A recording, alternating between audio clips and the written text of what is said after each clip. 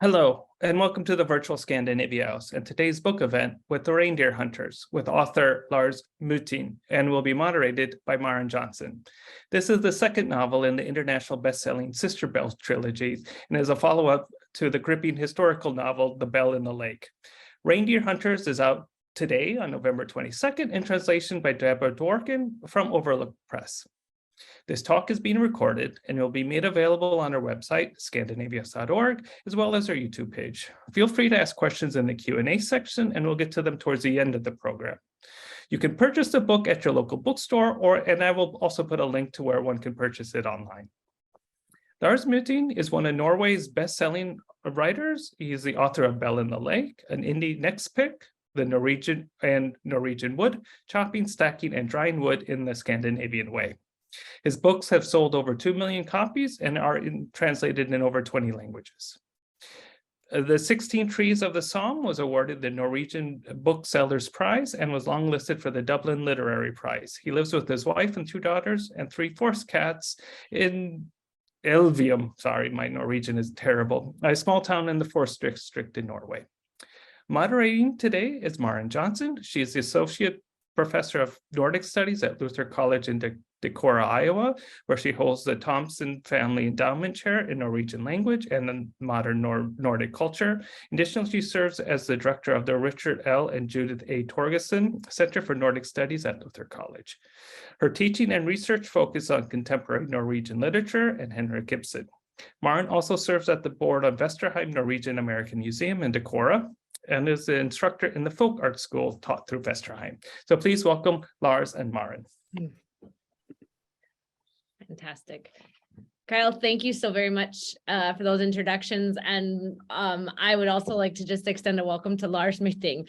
And Lars, thank you for joining us, which in Norway time is kind of deep into the evening now for this talk. And congratulations on the release of the second book in English.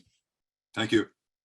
Yeah, it is fantastic. It is fantastic to be here today. And thank you to all of you who are joining us for this conversation this afternoon. And please, as Kyle said, please feel free to use the Q&A function as we walk through our conversation.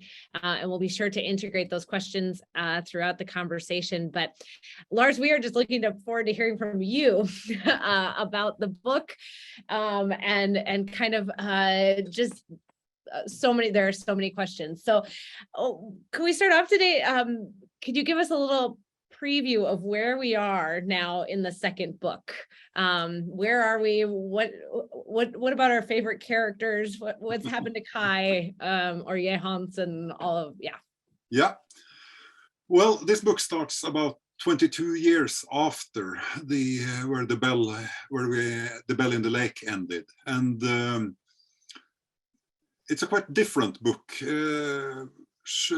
reflecting the change in both life but perhaps also mentality in Norway. The first book, The Bell in the Lake, was, most of it took place in 1 year and was focused around the life of 3 persons.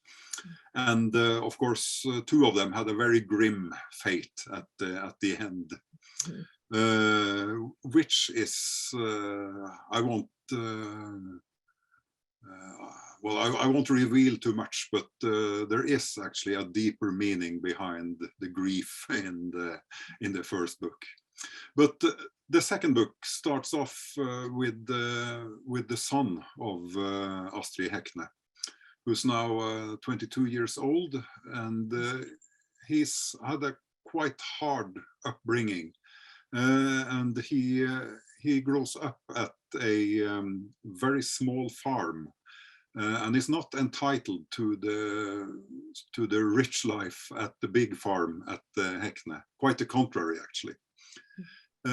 So the book is a lot about his struggle to get a better life. The same also holds true for the pastor Kai Sveigård, who is still deeply troubled after he lost the love of his life, Astrid. So there is there is this is more a book about say the bigger changes in the society in Norway on a broader scale, but also very much a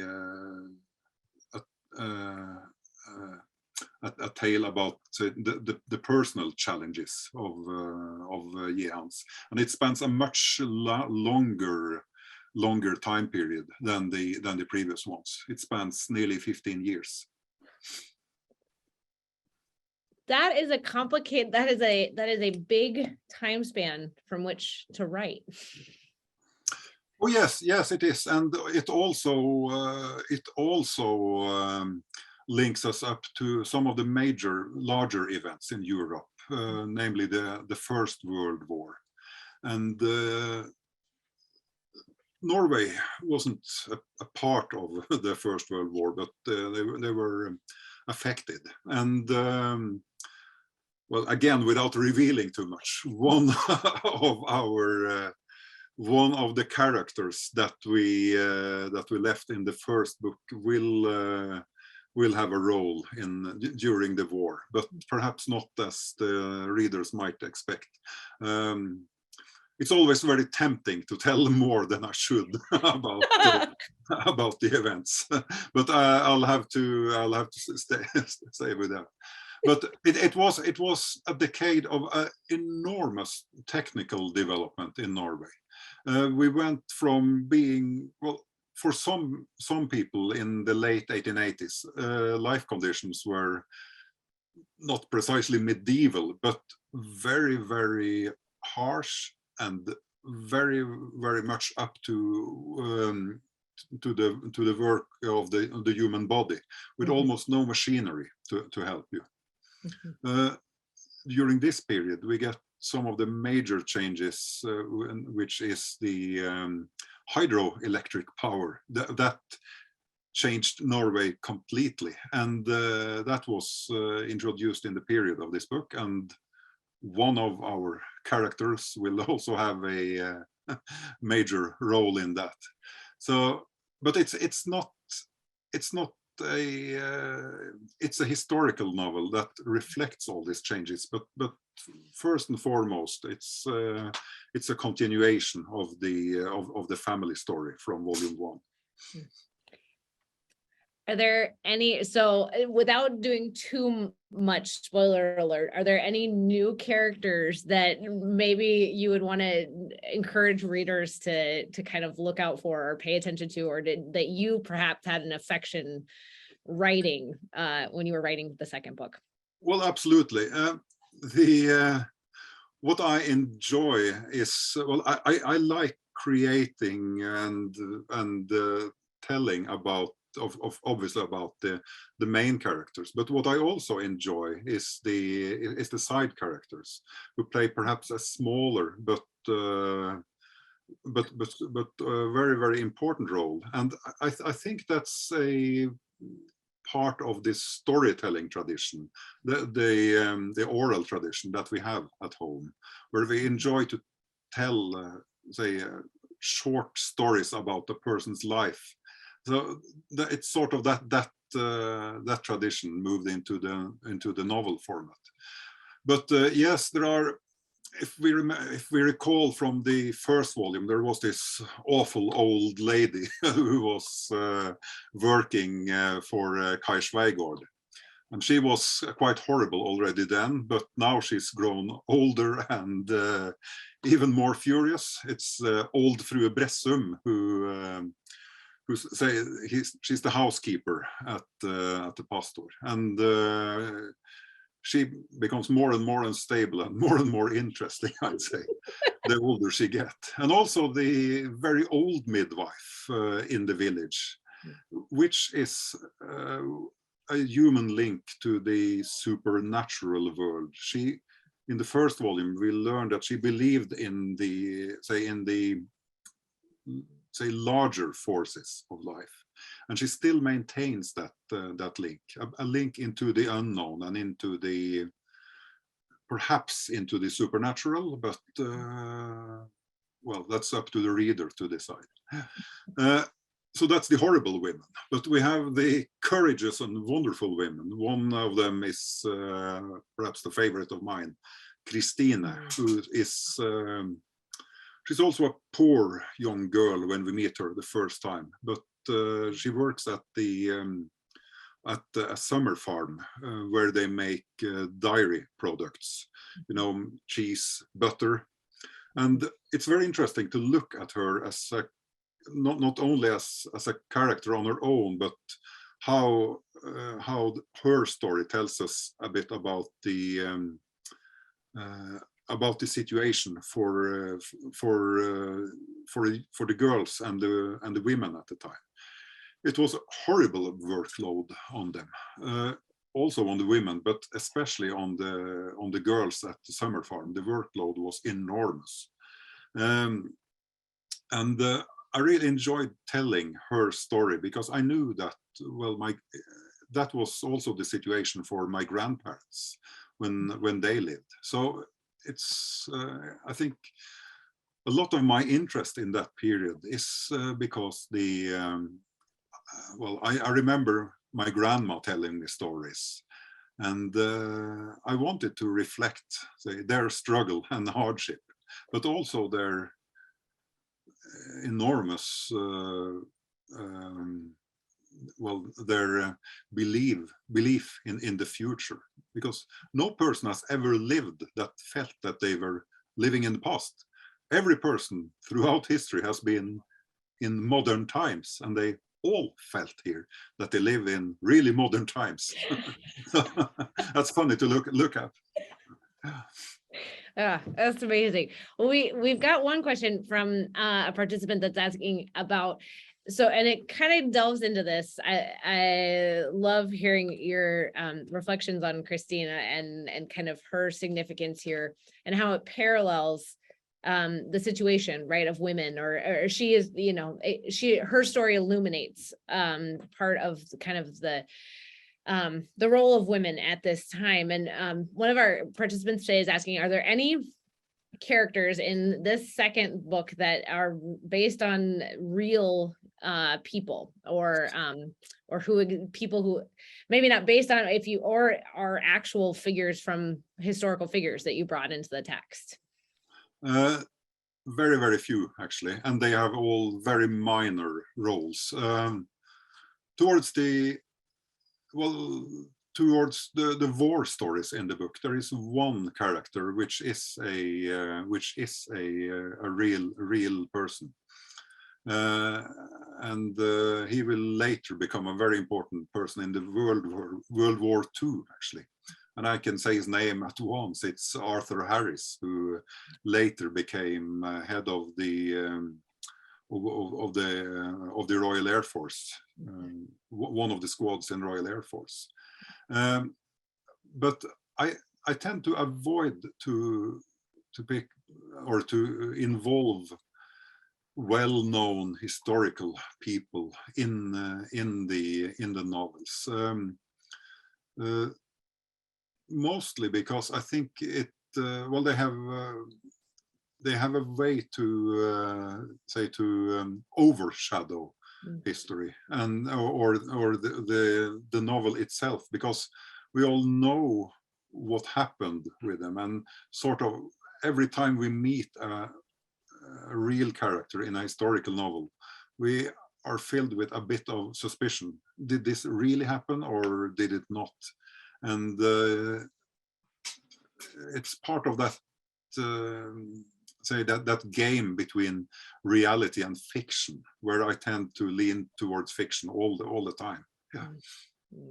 But there are fragments of each person at Butangen that reflects people that I've known, and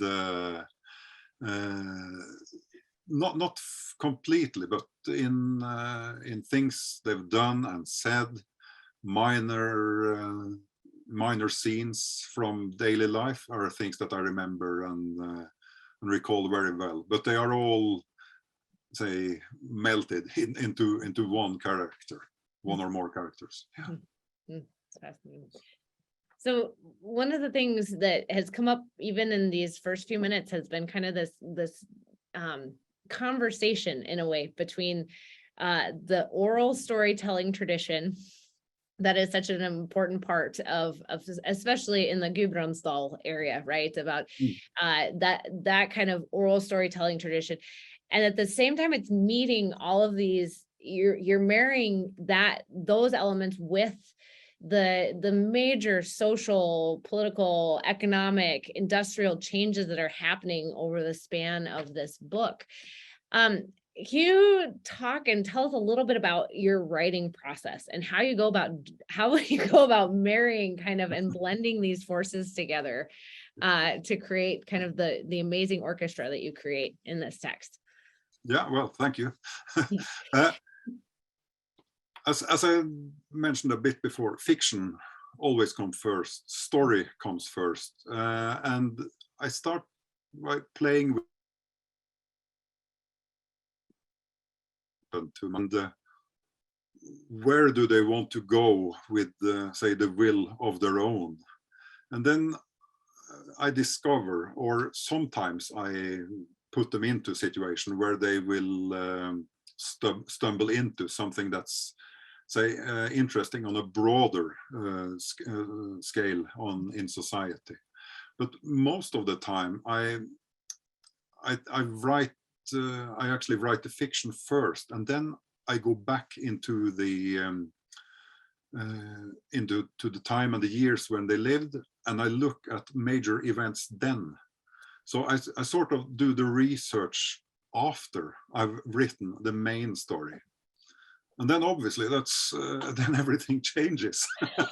So my editor is always very well, not confused, but frustrated, because I rewrite a lot and I have to change the laws of the story as I go, because I constantly discover changes and say things that alter the mechanism of the novel as a whole. If you look at the novel as a sort of clockwork, I always change the internal parts a lot as I write, and I don't start at, well, I try to start at page 1 and follow a plan, but the plan rarely works. I always have to go back and change a lot. So after the first draft is done, I start writing chapter by chapter, but not from chapter 1 to 2 and 3 and so on. I jump between them and try to look at small connections between the scenes and the events, because life and the connections and the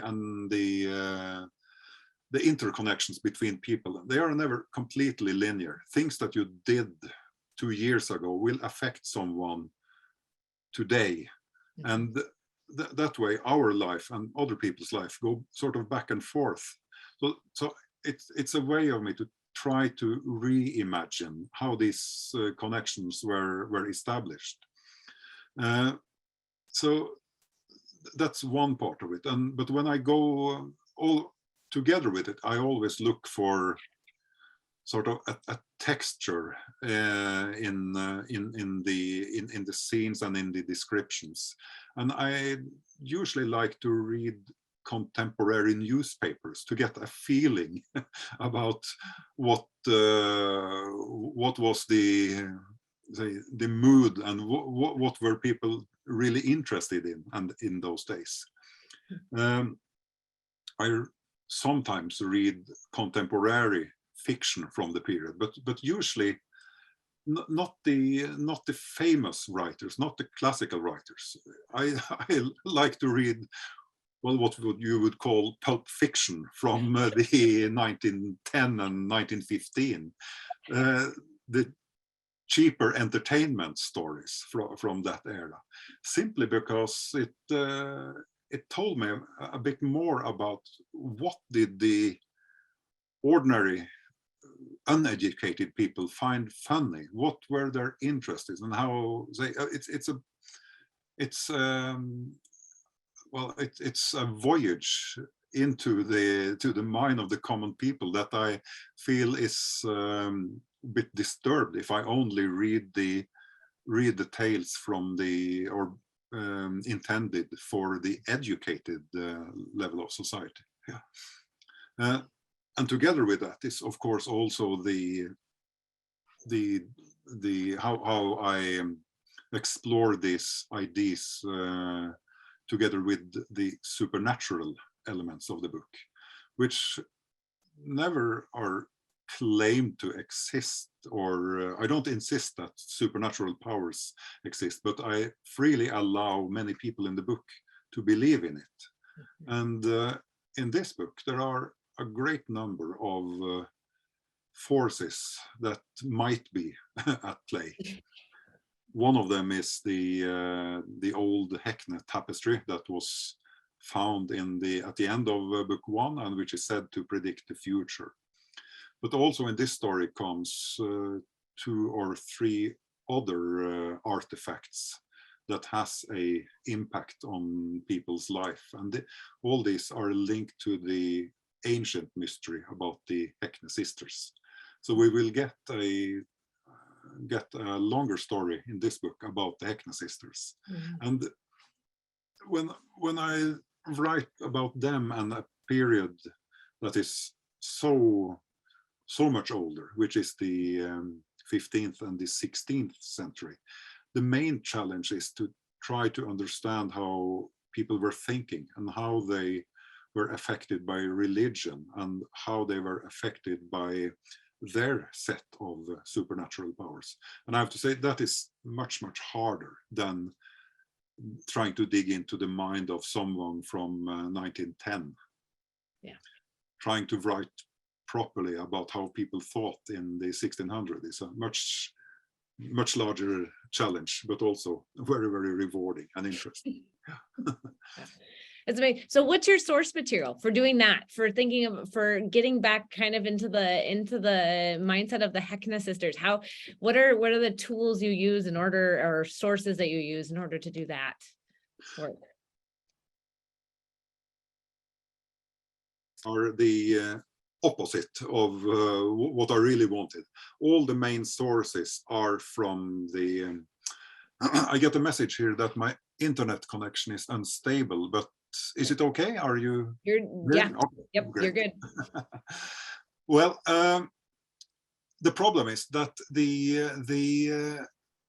I can get, say, sources about the life of ordinary people in 1910, but it's almost nothing that exists from the registers in the 1600s, because nearly everything is written by either the preachers, the bishops, the lawmakers, or the king's men, and very often only men.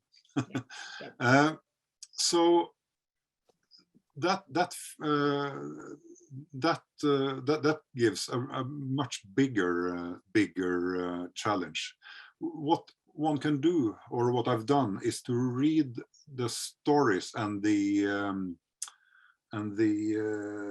texts written by the country preachers, because they wrote about the quite detailed stories about how people died. They were in Norway, they were often the only person in a rural society that was able to read and write, and one of their tasks was to write a journal about the events of people, and mostly they only recorded when someone was born and when they died, but they sometimes added longer stories in these journals, and I've been lucky enough to find several of them, and they're written in a very complex manner with very strange grammar. They didn't have any established grammar at the time. So one will have to, it's almost like reading a dialect, but I've had some help from archivists helping me to read it. And through that very, very tiny window, I've had a glimpse into the mindset and the working and the conditions for people at the time. And what surprised me is how deep their beliefs was in that things they did could affect other people's lives. It was almost like the stories that we hear about, voodoo, where you can take a doll and you can put a needle into the doll and something will happen. And that was it was a very big surprise for me to see how much people thought that their actions could affect other people's life instantly. And that was a much larger set of the superstition than I'd ever thought. My idea was that they believed that say the creatures from nature and that say God and the devil had a deep or had a tight grip on their lives. But I never imagined that they also believed that their own actions, for good or bad, could affect someone so strongly. So I've used a bit of that in this book, but it will it will come even stronger in volume 3. Oh, okay. Okay, we're gonna get to volume 3 before we're done today, because I will see if we can. We'll talk a little bit about that. That's fascinating.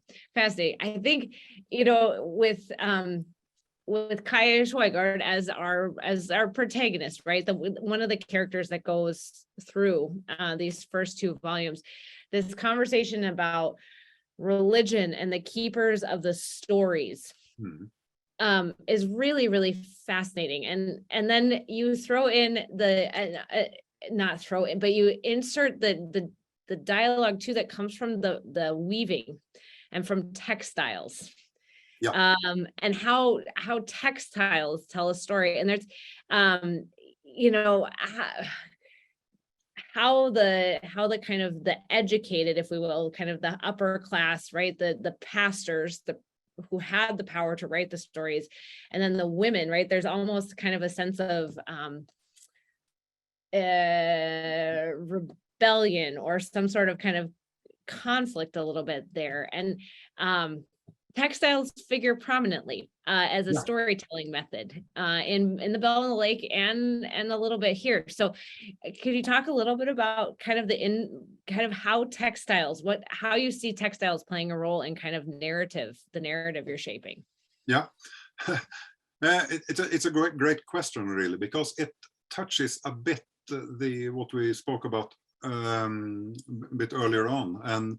But before I dig into talking about pre-Christian textiles, please remind me if I forget. But I would love to tell about the events of the bunad, which is quite important here. The book starts in 1903, and as you will recall, 1905 is the year when Norway became independent from Sweden. And obviously that has not a prominent, but an important part in the book. But one of the elements that happened then were played out by women, because the folk costume, the bunad, at that time was not a established garment. It was a garment of rebellion, and it was almost like the Scottish kilt in the early Victorian times. That was a sign of national independence, and the same was true for the bunad. It was worn by women as more or less a protest against the Swedish Union. And it could be described as a flag you can wear. and it was quite controversial in the years after, say, 1890 to 1900. It was considered quite sometimes almost outrageous to wear a bunad. And there's one scene in the book where the older women at the church, they are quite furious because two rebellious women appear in the church in bunad.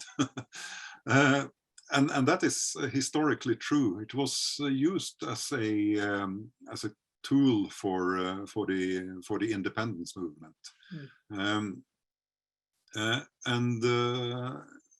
I kind of like how this use of the garment continues the role that other textiles had in older times. What surprised me a lot was how costly it actually was to make a garment of wool in those days, and what enormous amount of labor was needed to spin yarn, and making it extremely costly. And that links us to an older story which is told in the book about a quite horrible story about Scottish mercenaries that came to Norway in 1612. It's quite well-known story, but 300 Scottish mercenaries were killed in a battle. And after that period, some of the folk costumes in Gudbrandsdalen changed into a pattern which is very similar to the Scottish tartan. And scholars have argued for decades if it was because of the Scottish influence or not. It's impossible to come to a decisive conclusion about it. Yeah. But what happened was that after all these men had died, they weren't buried with their clothes. They were buried naked, and they took their clothes because it was so expensive and it was such a valuable item. And after the battle, I made some calculations about it. More than 1,200 meters of well-spun garments were taken by the Norwegians. So obviously, if it was something like a tartan pattern on it, that must have affected the clothing. And it can still be seen on the Norwegian, on the bunad, in the two districts, one at the coast and one at Gudbrandsdalen, where the mercenaries traveled. And it's only in those two places. So that's the second link to garments, say how it can tell a story indirectly. But one way that in Norway, which was very important in Norway, was how tapestries actually told a story directly. And to look into that, we have to go back to the early Viking age. And at that time, they made long tapestries that was almost like, I wouldn't use the word comic strip, but it's something like that told stories about large and important royal events and battles mostly. But they were told by tapestries. And as the kings and noblemen and their courts traveled around, they brought tapestries and rolled them out in the halls for the skald or the storyteller to look at the tapestry and retell the stories. But at that time, tapestries were extraordinarily important as visual storytellers. And that links us all the way back to the Old Norse beliefs, where the women called Norner were making a tapestry about the fate and destiny of each human. So they made like a tapestry of each person and weaving their destiny. Okay, that was a very, very long, perhaps too long reply, but No, I would never have dreamt when I was a teenager and driving a dented car playing CC Top around the village that I would ever be interested in pre-Viking garments and tapestries, but here I am. I love it. that's the best part about life, right? We never know what twists and turns are going to come. Yeah. Oh, that's fantastic. Oh my gosh. Very cool. Well, we also have a question from someone who's with us today, who's asking about one of the female characters in the books, and especially in Belle in the Lake, when and she says, I'm still shocked by the death of the elderly woman in the Belle in the Lake, and why is it that you chose to give her your surname? Oh yeah, that was a horrible tale.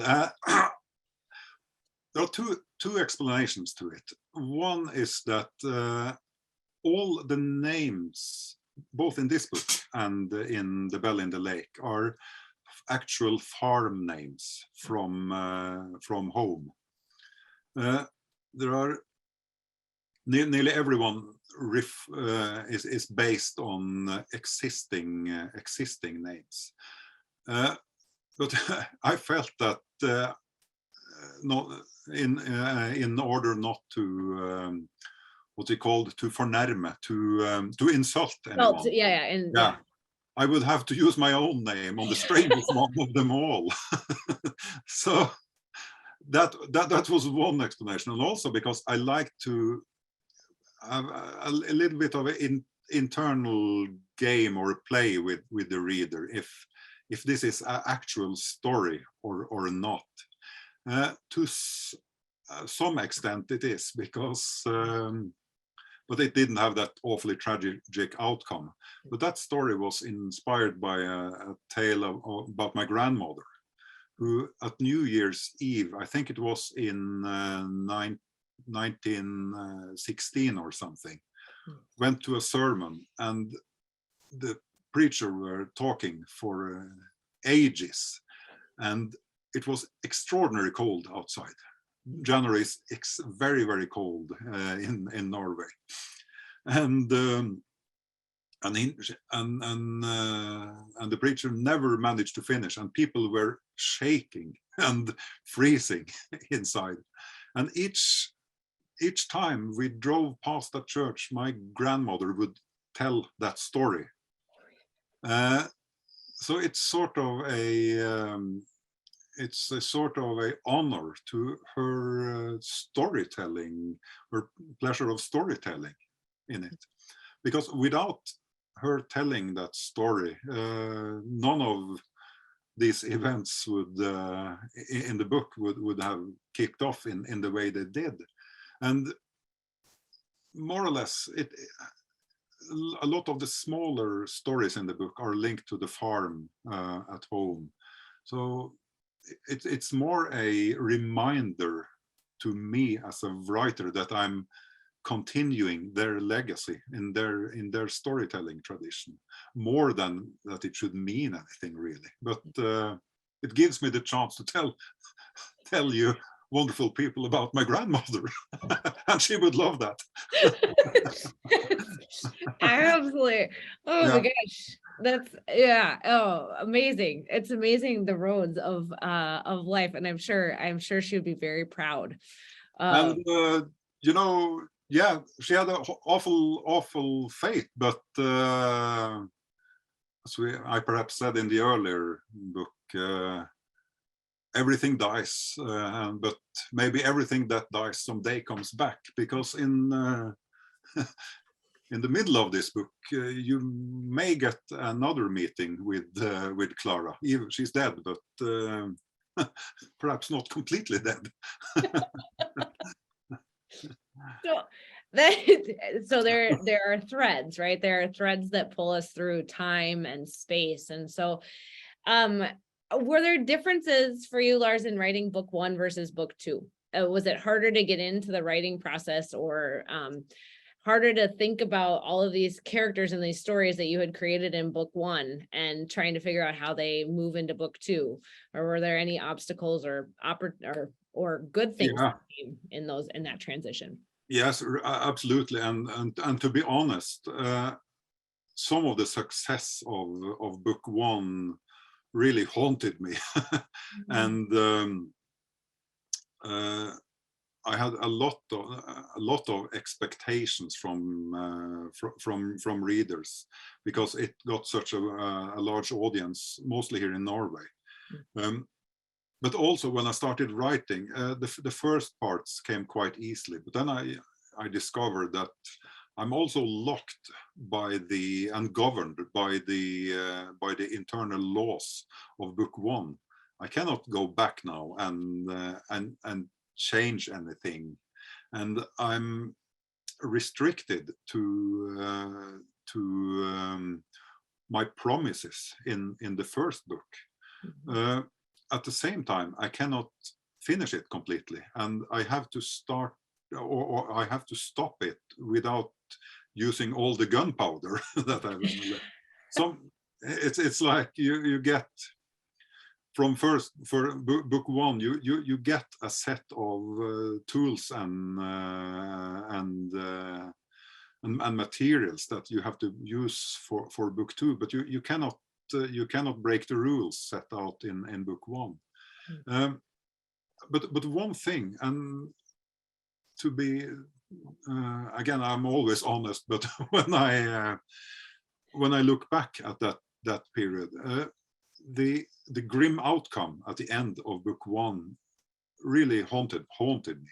It would have been so much easier to make that ending happier and easier on me, and it would also have made it easier for me to say just continue the flow on from book 1.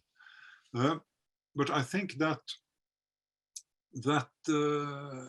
how it haunted me also say made my creativity move into a deeper shift, and I had to dig even deeper to justify what happened. So I think the book 1 also challenged me to go into even more serious depths of the characters than I had say intended. It was more difficult, but yes, also but much more personally rewarding for me, because I have to use the word, I had to justify what I have done in book 1.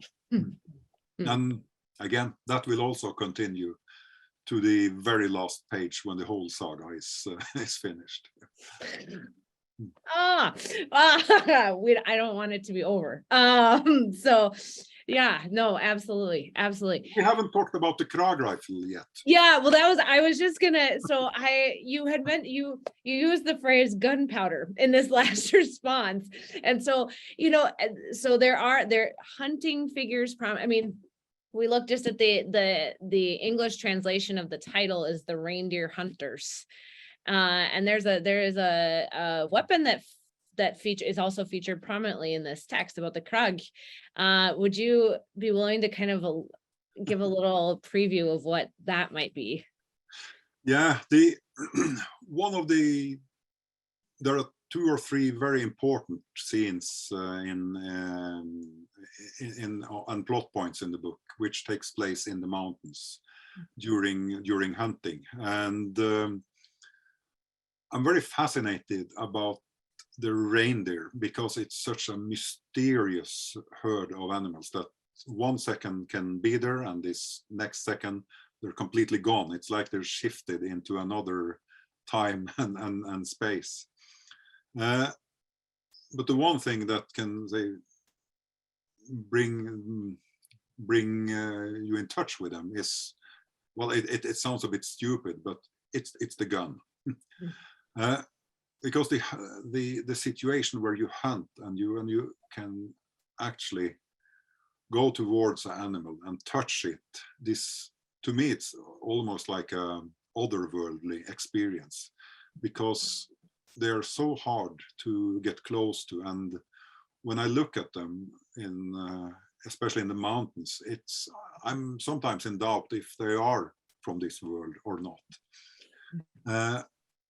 And that's why I wouldn't take the responsibility of the gun lightly either. So there are a number of carefully curated guns in the book, and one of them is the Norwegian Krag rifle, which was invented in 1894, and at the time was probably the most advanced rifle in the world.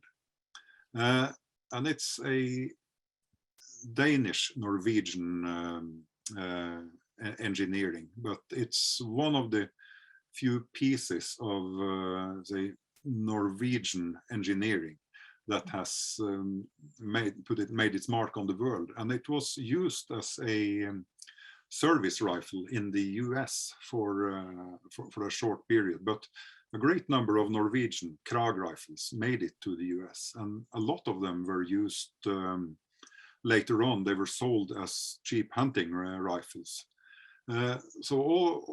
I think, well, up until this date, you can get reloading data for the American Krag cartridge, the 3040 Krag, caliber 30 and 40 grains of black powder is the nomenclature of it. But the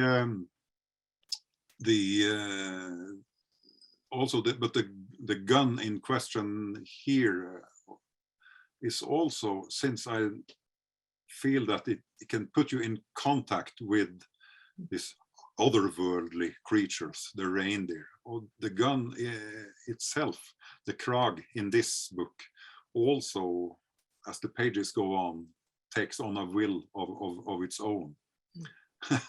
So it's a bit of my fascination on how dead objects, seemingly dead objects, may not have a will on their own, but they are like they are certainly able to capture and hold a lot of memories that comes into life when you hold them. And a good old hunting rifle is one such object that, say, links you back to very strong memorable moments in your hunting life.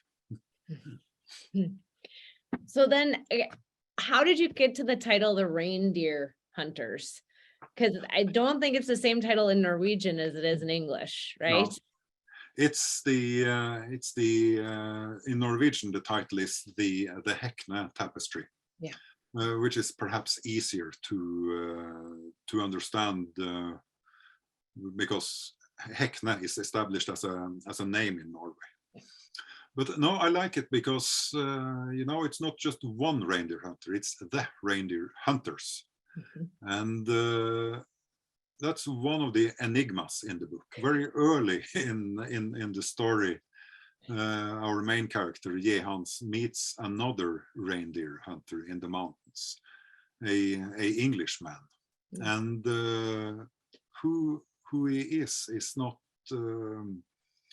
revealed before quite late in the book. But it's the connection between these two people and their connection with the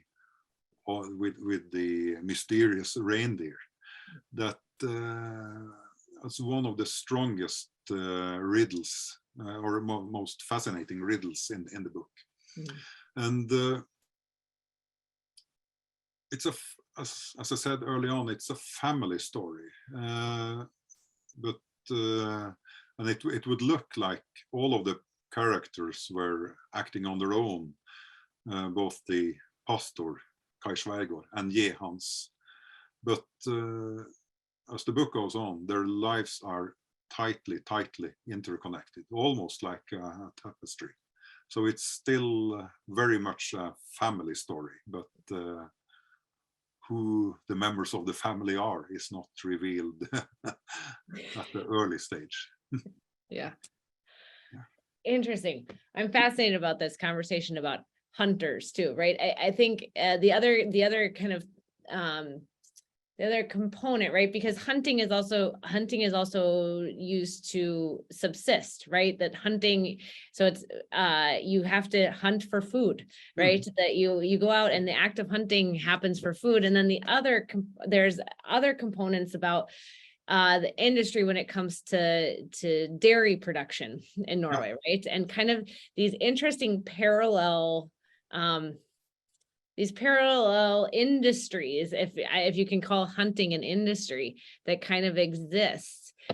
And how you think about the hunting and who does the hunting versus who's in charge of the dairy. It's kind of an interesting, I hadn't thought about it this way. No, traditionally the reindeer hunting at the farms was a very, very valuable asset. In the really old times, the hunting rights were worth almost as much as the farm. And what is also interesting and links us to the more modern times is how rich and important the mountain areas are, because in a valley landscape, a lot of the farms will be very, very steep and hard to farm, and they will not have much place to graze for the cattle or for the sheep. But in the mountains, you have endless fields for both cows and sheep to graze. So what happens in this book is how we link the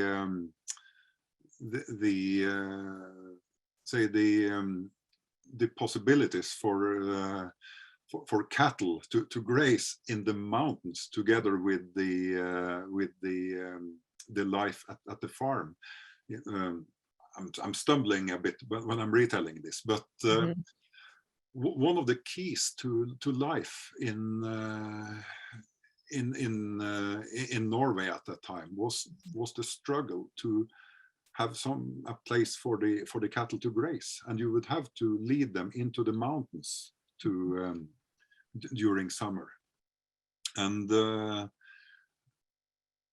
women were the ones who were in charge for that.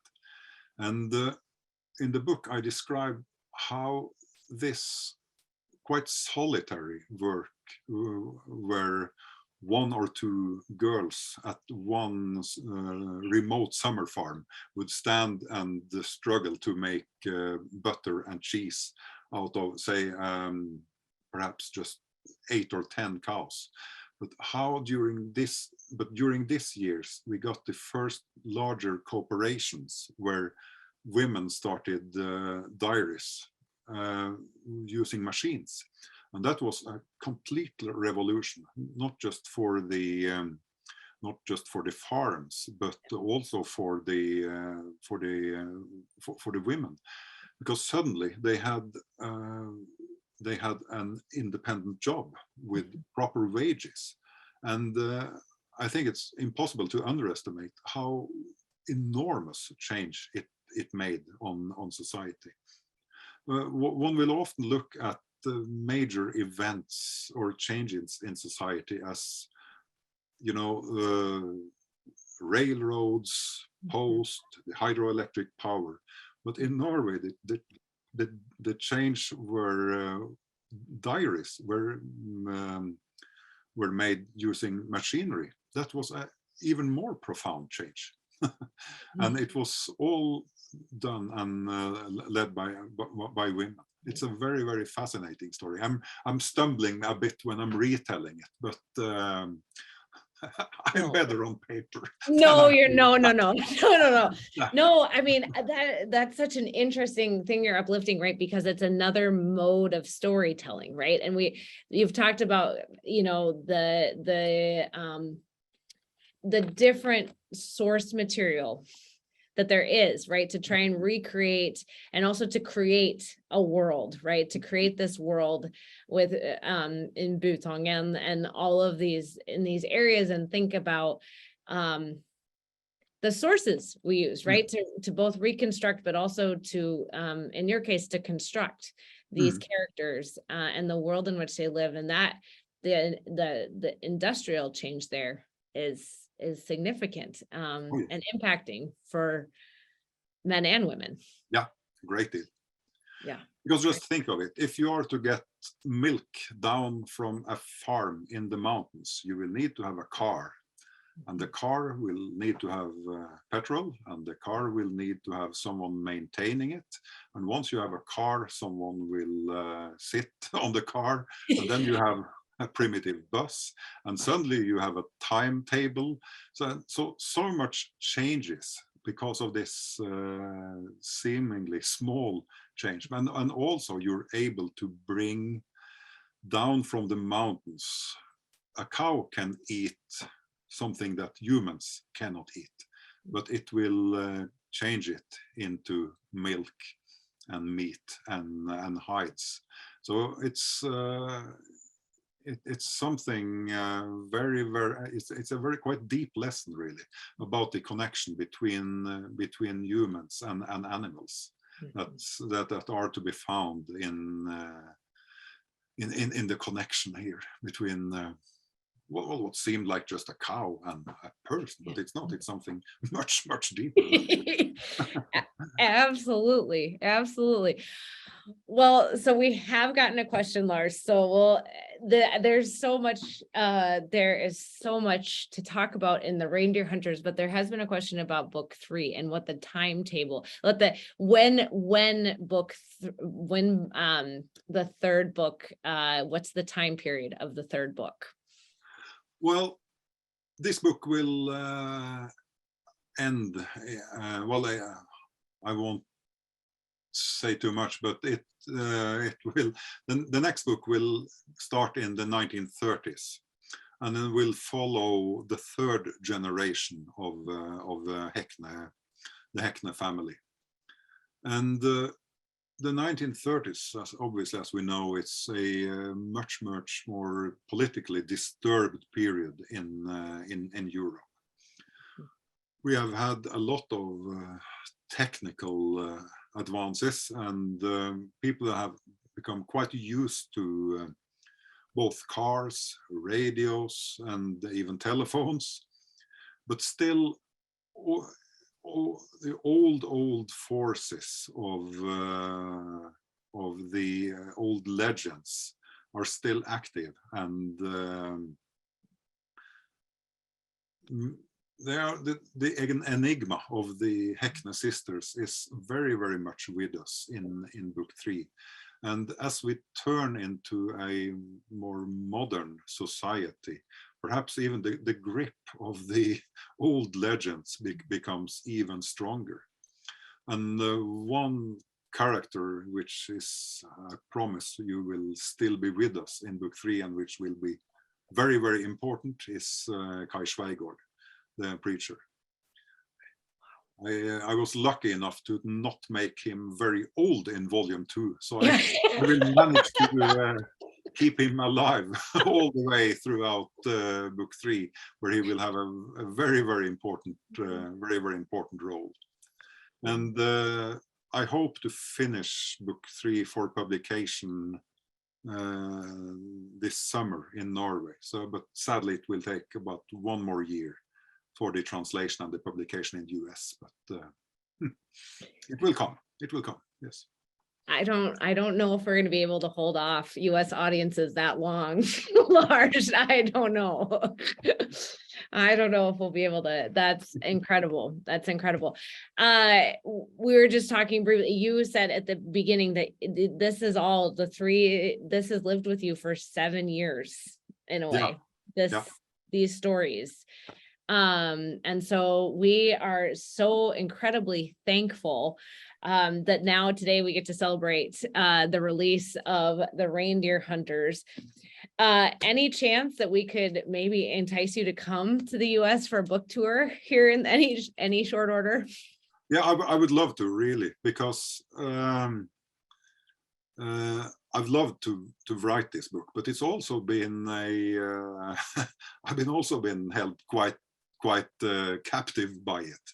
I've written or worked quite continuously for 7 years, and it's not like, if you're writing a standalone book, when it's published, you can relax and celebrate. But for both these books, I just had to jump on and start writing on the next volumes.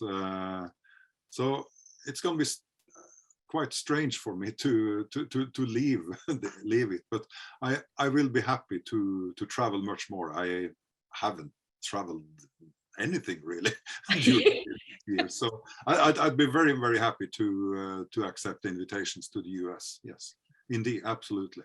And I one of the reasons why I love talking about these books for a North American audience is because they take place and they describe the generations where many of the Norwegian Americans emigrated. So it's, I think a lot of people recognize a bit of the time period, perhaps also a bit of the mood that the earliest Norwegian immigrants told to their children and grandchildren. Yeah. No, and that figures so prominently in The Bell in the Lake, right? The immigrant story and the kind of the idea of departure and how, and then in the time period of this book is such an interesting, in that conversation, we could have a whole conversation about the immigration narratives here too. Because we have moved on, right? And the Heknes have had to, the whole Butangen village has had to move on a little bit from the effects of the mass exit that did happen, and how that shapes society as well. Yeah, absolutely. So there are still, there's a large scene in this book where people leave Butangen and they emigrate to, I think they moved to Saskatchewan, actually. Yeah. So I think it'll have to be a North American tour, not just, it won't be just US, and we'll definitely make sure it is the North American. Oh, that is incredible.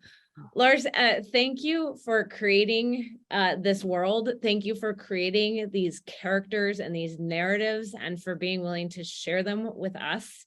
It is just an incredible honor. I will speak for myself, but also I think for the participants here today, that to be able to speak with you, to hear the influences and the voices and places that have shaped these books. Löp och köp, som vi ser på norsk, running by it. I can't, it's incredible. And thank you so very, very much. Yeah. Well, thanks a lot. Thanks a lot. And on behalf of Scandinavia House, thank you so much, Maren, for this wonderful moderation. And thank you, Lars, again. This is your 3rd time, and I'm looking forward to the 4th time that you come, and hopefully this will be in person. Yeah. So, yeah, thank you everyone for tuning in. Thank you, Maren, and thank you, Lars. I hope everyone has a very nice holiday, Thanksgiving holiday break, and I hope to see everyone soon at Scandinavia House, or in the virtual world as well. So thank you. Thanks a lot to everyone. Thank you. Thank you. Bye-bye. Bye.